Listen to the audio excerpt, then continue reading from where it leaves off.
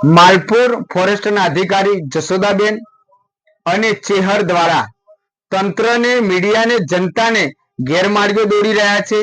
એના માટે હું લાલજી ભગત આપને ખુલાસો આપી રહ્યો છું કે માલપુરથી ધનકુવા કન્યા માતાના મંદિરે તળાવે જતો રસ્તો જે 20 ફૂટનો હતો, ત્યાં ધનકુવામાં ગ્રામ પંચાયત દ્વારા સીતાફળની એરાજી થતી હતી અને ત્યાં મોટા મોટા સાધનો જતા હતા.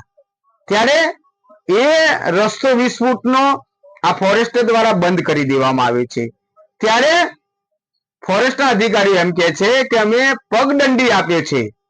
તો હું તંત્રને વિનંતી કરું છું કે તમે ત્યાં સ્થળ મુલાકાત લો, માલપુર ગ્રામ પંચાયતના સદસ્યશ્રીને અને જનતાના આગેવાનોશ્રીઓને ત્યાં લઈ અને રૂબરૂ સ્થળ મુલાકાત લો કે ત્યાંની સ્થિતિ શું છે. આ લોકો તમામને ગેરમાર્ગે દોરે છે કે અમે પગદંડી આપી છે. ત્યાં મોટા મોટા ખાડા કરી દેવામાં આવે છે. જ્યાં જો પશુ જાય, પશુના માલિક જાય તો ત્યાં પગ ટાંટિયા ભાગી જાય તેવી સ્થિતિ કરી છે.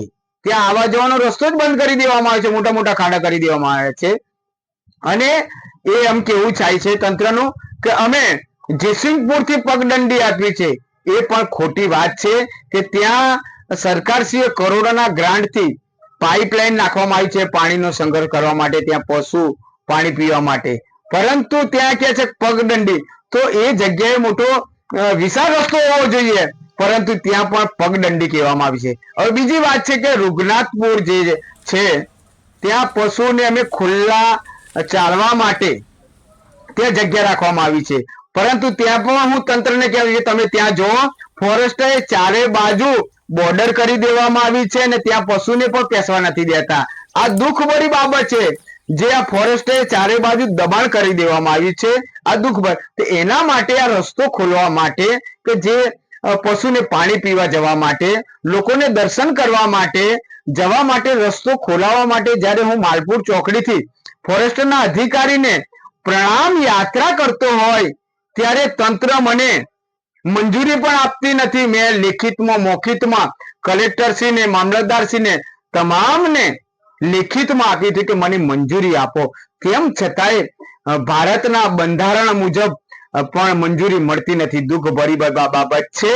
ખરેખર આ જો રસ્તો ખોલવા માટે, પશુને પાણી પીવા જવા માટે, મંદિરે દર્શન કરવા માટે જો મંજૂરી માંગીએ છે, તેમ છતાંય મંજૂરી મળતી નથી ને પોલીસ અમારી અટકાયત કરે છે, અમારો અવાજ દબાઈ દેવામાં આવે છે. દુઃખભરી બાબત છે. તો તંત્રને પણ બે હાથ જોડીને વિનંતી કરું છું કે તમે ધર્મ ઉપર જે કટાક્ષ કરી રહ્યા છો, પશુ પર કટાક્ષ કરી રહ્યા છો, પશુને પાણી પીવા જવા ના દેવા જાય, લોકોને ત્યાં દર્શન કરવા અટકાવી રહ્યા છો, તો મહેરબાની કરી અને આ જે તમારી પોલિટિક્સ છે એ બંધ કરી દો અને અમારી જે ધર્મની ધજા છે, જે ત્યાં કન્યા માતાના મંદિરે અમોને દર્શન કરવા જવા દો.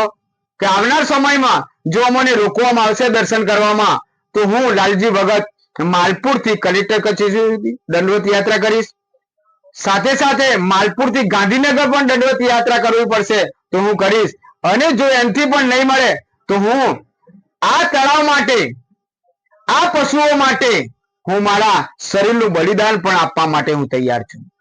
તો તંત્રને ખાસ વિનંતી કરું છું કે તાત્કાલિક આ રસ્તો ખોલવા માટે મારી નમ્ર અપીલ છે.